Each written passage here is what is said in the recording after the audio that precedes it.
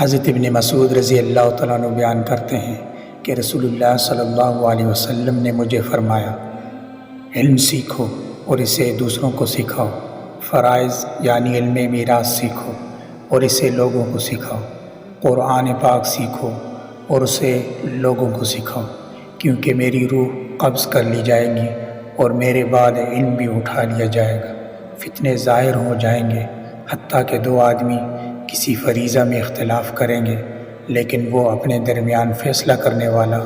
کوئی نہیں پائیں گے۔ عن ابن مسعود رضی اللہ تعالی عنہ قال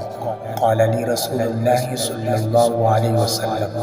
تعلموا العلم وعلموه الناس، تعلموا الفرائض وعلموها الناس، تعلموا القرآن وعلموه الناس، فإني امرؤ مقبوض والعلم سيقبض وتظهر الفتن حتى يختلف اثنان في فريضة لا يجدان أحدا